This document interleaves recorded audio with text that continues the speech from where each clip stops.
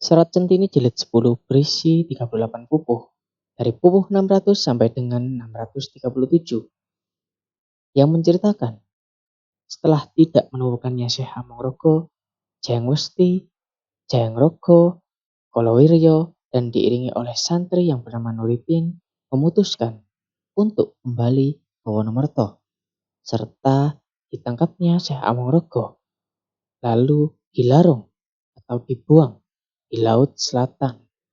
Karena Jamal dan Jamil dianggap membuat rusuh di wilayah kekuasaan Sultan Agung di Mataram.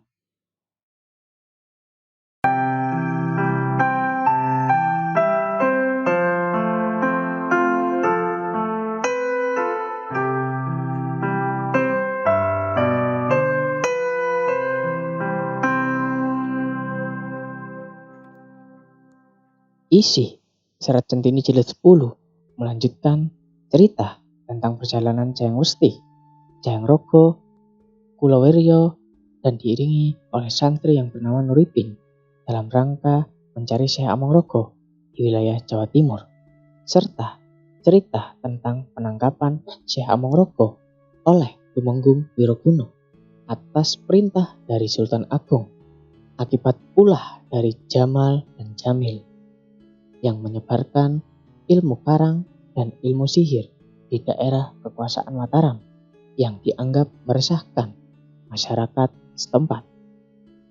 Perjalanan di Serat Centini ini merupakan perjalanan para santri dengan berbagai niat masing-masing. Cukup banyak yang diceritakan di Serat Centini perihal mudahnya terjadi pernikahan yang berumur pendek.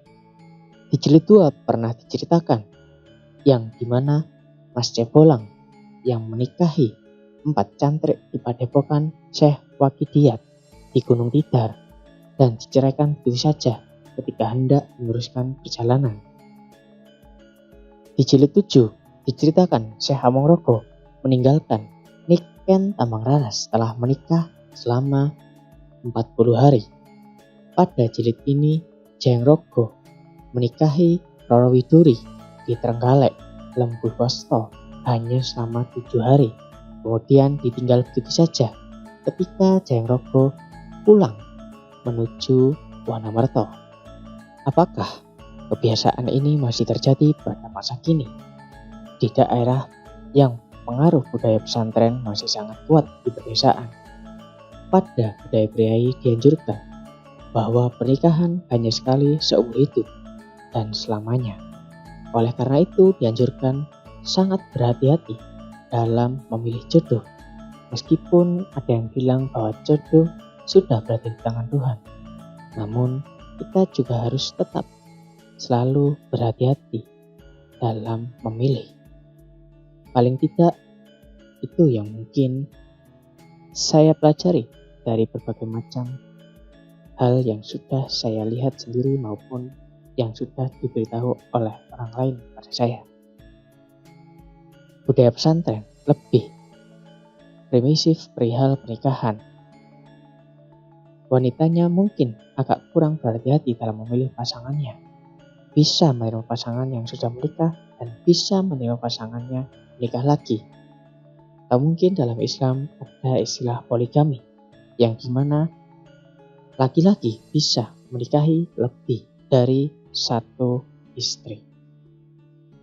Dalam Serat Centini, pernikahan yang terjadi bukan kehendak orang tua, tapi memang menjadi pilihan dari wanita tersebut karena memang tertarik dengan pasangannya. Jadi kebebasan memilih pasangan sudah ada sejak dahulu pada wanita di Jawa. Yang menjadi masalah dalam memilih pasangan, mereka lebih tertarik pada pengelana atau para pendatang yang justru kepastian untuk kelanggengan pernikahan seumur hidup sangatlah beresiko. Ini mungkin yang menyebabkan banyak wanita Jawa atau bahkan Indonesia lebih senang dengan para pendatang dan sangat suburnya kawin kontrak maupun kawin siri. Hal ini memang suatu tradisi kecenderungan pilihan wanita Jawa atau bahkan di Indonesia di pedesaan di masa lalu yang mungkin masih lestari sampai saat ini. Sedangkan budaya pernikahan dan satu istri selamanya adalah budaya kerajaan atau budaya dari kiai yang barangkali sudah terpengaruh budaya barat. Bahkan dalam budaya pewayangan juga menganjurkan satu istri untuk selamanya. Kalau terjadi pernikahan lebih dari satu istri, hanyalah untuk tokoh-tokoh tertentu yang merupakan dianggap sebagai suatu penyimpangan. Hal lain yang juga selalu diceritakan di Syarat Centini dan diceritakan lagi di jilid 10 adalah sikap permisif terhadap penyimpangan tingkah laku seksual. Seperti yang pertama, Jayang-rogo yang berhubungan sesama jenis pada waktu Roro Widuri marah dengan Jayang-rogo. Karena itu tidak berani pulang. Selanjutnya yang kedua, Kolowiryo untuk menyembuhkan penyakit bahkan harus berhubungan dengan binatang. Yang ini binatangnya adalah kuda. Juga diceritakan sikap dan sifat wanita terhadap pasangannya. Kalau pada jilid 8 diceritakan Rondo Sebodo yang hypersex, pada jilid 10 ini diceritakan tentang Roro Widuri yang terlalu obsesif atau cemburuan terhadap suaminya Jayang-rogo. Karena sifatnya ini tidak malu membuat onar di muka umum. Sifat-sifat wanita yang khusus seperti ini walaupun jarang tapi memang masih tetap ada di masyarakat sampai dengan saat ini.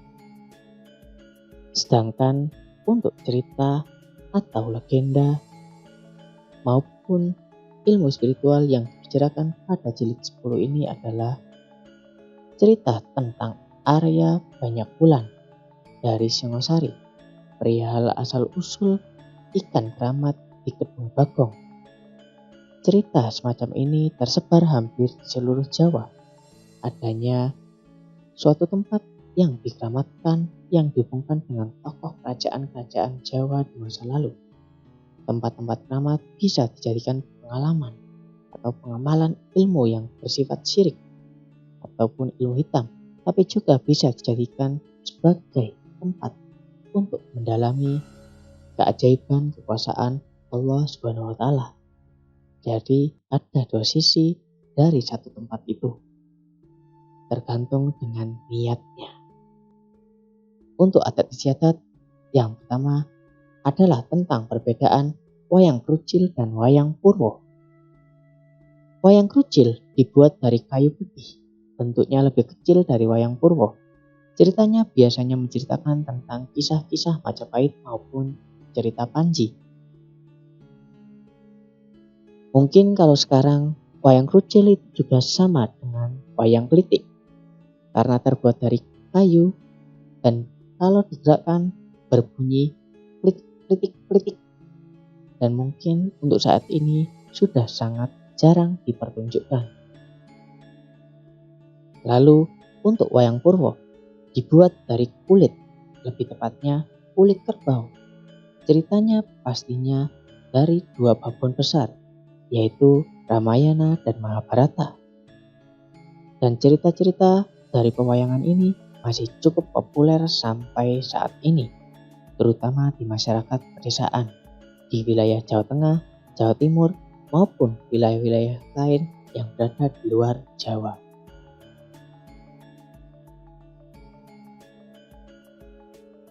Untuk pengetahuan spiritual maupun agama, yang pertama ada perlambang wayang sebagai perlambang hakikat yang sejati.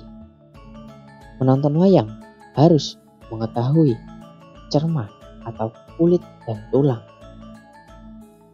dan cermin yang merupakan kaca. Bukan hanya cermah, kulit dan tulang yang dilihat, tapi juga cermin atau kaca dari sari cerita Kidalang tentang kesucian dan keajaiban.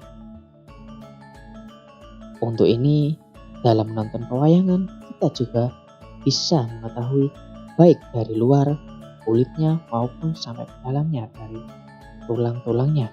Pada dasarnya, cerita dari wayang purwo merupakan cerita yang berasal dari kisah kehidupan manusia.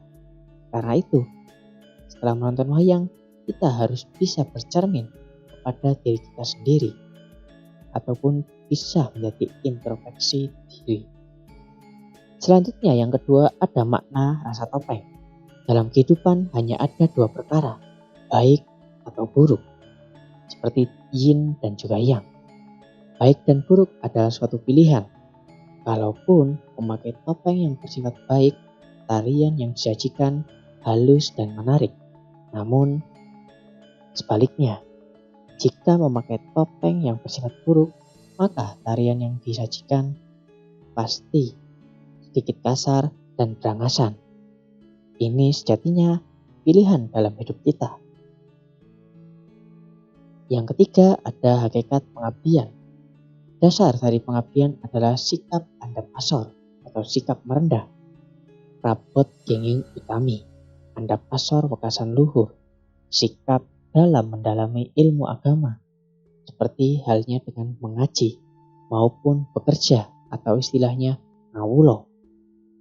Tertuliskan dalam tembang sinom seperti ini. Sapolo sawiji sandang, sapolo sawaji guling, sapolo sawiji pangan, sapolo tan ngakehi. Ngenes rajah tamahipun, dejalmo ahli projo, swito marang narpati, andap asor rehning serawungan wong kata.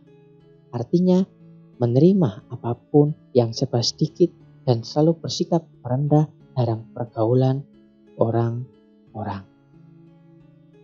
Lalu yang keempat ada hakikat dari ilmu kecetmikan atau ilmu ketenangan hati yang terbagi juga menjadi 4 bagian. Yang pertama ada jatmikaning silokromo yang merupakan ketenangan hati dalam kesusilaan. Yang kedua jatmikaning sabdokromo, ketenangan hati dalam bertutur kata. Jatmikaning sugeng karyo, ketenangan hati dalam bekerja. Lalu yang terakhir adalah jatmikaning karyo bukti, ketenangan hati dalam membuat bukti atau suatu karya. Untuk ringkasnya, cerita atau legenda adat jagat yang dibicarakan dalam jilid 10 adalah untuk cerita legenda tentang Aryo Banyakulan dari Singosari, perihal asal-usul ikan tamat di Kebun Bagong. Lalu untuk adat istiadat ada perbedaan wayang kucil dan juga wayang purwo. Untuk pengetahuan spiritual ada perlambang wayang sebagai perlambang hakikat dan sejati, makna rasa topeng, hakikat pengabdian, hakikat ilmu kejatikan atau ketenangan hati. Mungkin itu saja yang bisa saya sampaikan. Semoga kedepannya kita bisa membahasnya lebih detail lagi satu persatu. Saya Saifud dan kita akan selalu sinau di Sinau Sastra Jawa.